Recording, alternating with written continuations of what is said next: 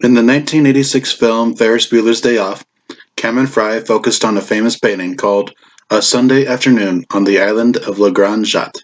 The painter, Georges Seurat, used an artistic technique called pointillism, in which small distinct dots of color are applied in patterns to form a bigger picture. Each dot that stands alone is insignificant, but when the dots work with all the other dots around it, a beautiful painting emerges. Humans are like the colorful dots of a pointillist painting. When we exclude ourselves from the rest, we live, we die, and we are forgotten in our own insignificance. As humans give up their exclusiveness in favor of working together, they become more significant together. The history of humanity shows a gradual progression from the small, indigenous families of hunter-gatherers to the large nations of the world. Old kingdoms that seemed vast in their time have been proven small and insignificant by the big picture of history. Consider the example of the many Saxon kingdoms of England. In 500 AD, the Anglo-Saxons would never have dreamed of becoming a united kingdom. In contrast, the English in the year 2020 would never dream of being divided from one another.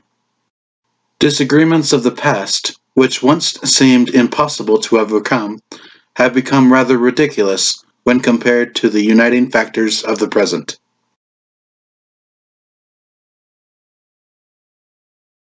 While human unification in of itself is a beautiful end, some of the means that humans have used to get there have been dark.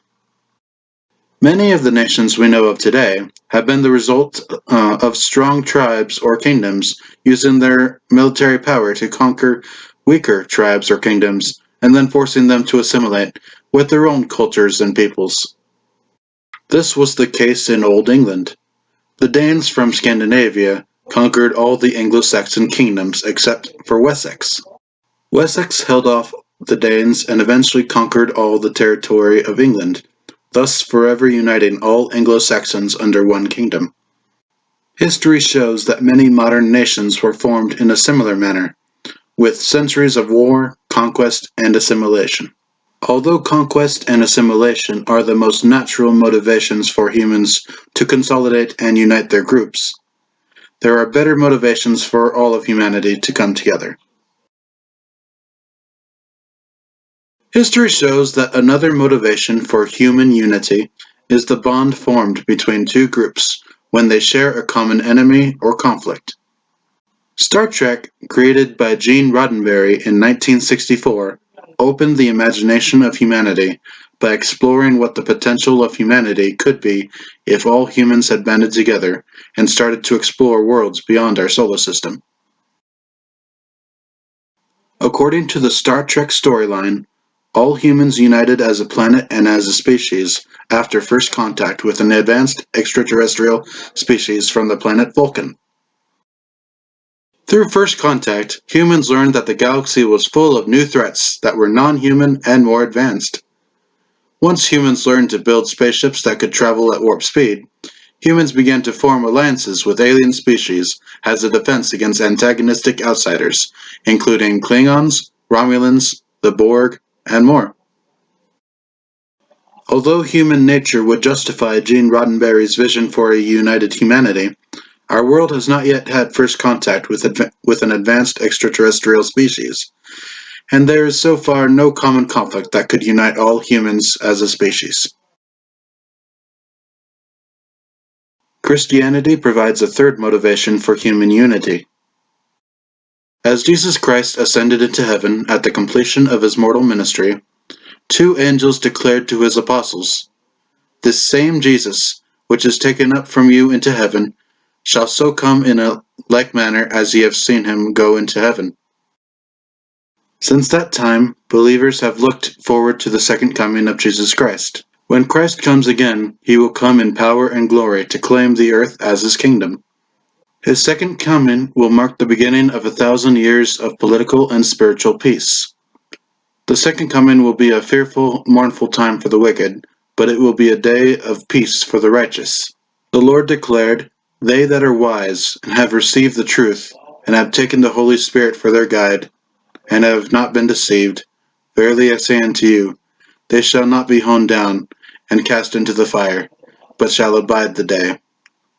And the earth shall be given unto them for an inheritance, and they shall multiply and wax strong, and their children shall grow up without sin unto salvation. For the Lord shall be in their midst, and his glory shall be upon them, and he will be their king and their lawgiver. Neither Jesus Christ nor his prophets have revealed exactly when he will come again. The hour and the day no man knoweth, neither the angels in heaven, nor shall they know, until he comes. Although Christ's second coming promises human unity and peace, there is no way to know exactly when Christ will return again.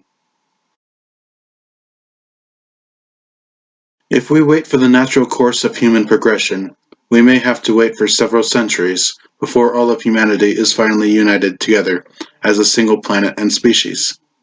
We don't have to wait for world wars, for alien first contact, or for Christ's second coming.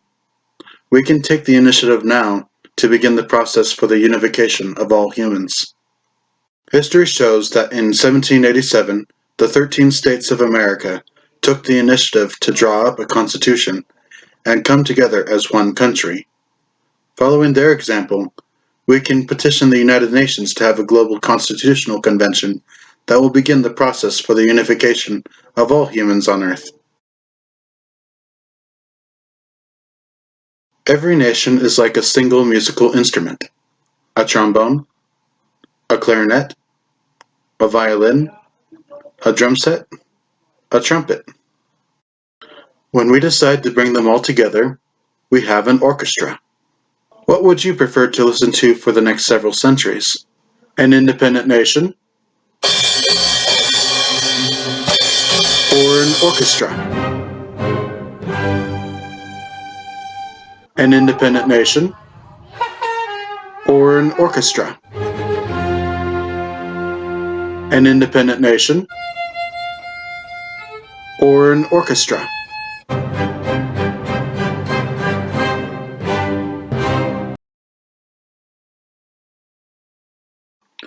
My vision of the earth is thus.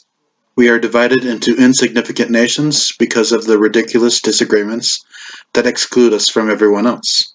I look forward to the time when the rest of humanity will also see our divisions as ridiculous and decide to bring all humans together to form the beautiful painting of our species.